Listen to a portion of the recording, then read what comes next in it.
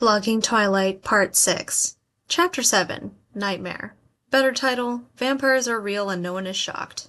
Not much happens here. Bella goes into the woods alone to debate the existence of vampires for what seems like 80 pages. She finally comes to the conclusion that she should remain friends with Edward, even if he is a vamp.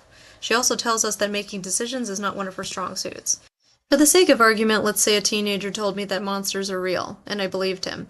I wouldn't go jaunting off alone in the wilderness to contemplate monsters. That's where monsters live. Instead, I'd buy some guns, a helmet, a diamond-edged chainsaw, a whip instructions, neck camouflage, and a smaller helmet in case I get a haircut and the first helmet no longer fits. Then I'd hide in the basement and wait.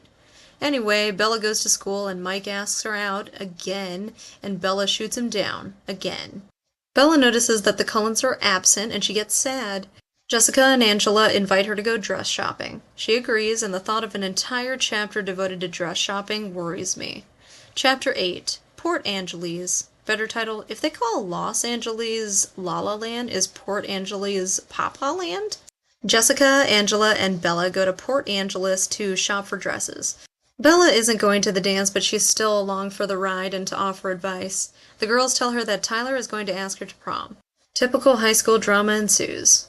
Bella asks Angela if it's normal for the Cullens to miss school. According to Angela, the Cullen clan doesn't come to school when it's sunny outside. Instead, they go backpacking. Add truancy to the list of vampire powers. Or perhaps the attendance policy at Forks High School allows pretty people to skip class. Jessica and Angela go back to the car to drop off their dresses before dinner, while Bella searches for a bookstore. She doesn't find one, but she does end up on the bad part of Port Angeles, where a group of unsavory men follow her.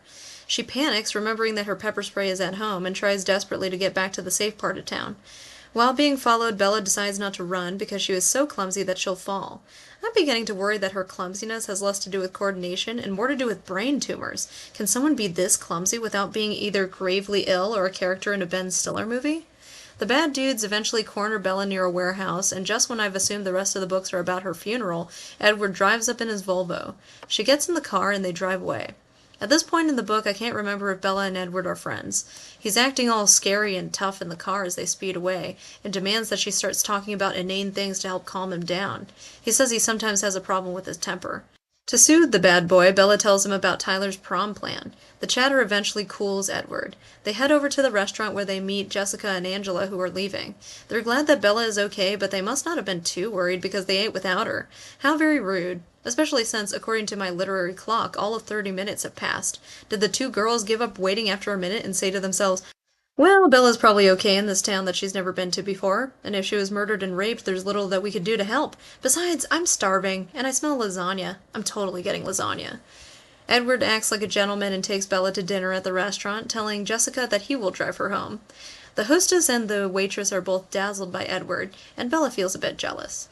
Edward, of course, doesn't eat, but insists that Bella get some food because she'll likely go into shock after what just happened to her. She sucks down a few sodas and they start talking. She isn't brave enough to ask, "Are you a vampire?" but she does beat around the bush for the rest of the chapter. During the course of the conversation, Bella asks if Edward can read minds. In a rather confusing and awkward conversation, he admits that he can read minds, but not her mind. Brain tumor, I'm telling you. It's funny that Edward can't read Bella's thoughts. I can read her thoughts just fine. Perhaps I'm a super vampire. He says that he was reading Jessica's mind and used that information, along with his keen tracking abilities, to find Bella. It just so happened he arrived in time to save her. Bella takes the news that Edward can read minds very well. She doesn't seem shocked. Rather, she reacts as if he had just admitted that he can play the saxophone. I think a normal person would make him prove his ability, or take him to Vegas to clean up at the high-stakes poker tournaments, or, at the very least, scream, "That's so cool!" Edward says his instincts are telling him to go find those guys who wanted to harm Bella and kill him.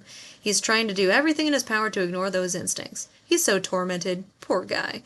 Maybe he needs a hobby to help him relax, like knitting or banana sticker collecting.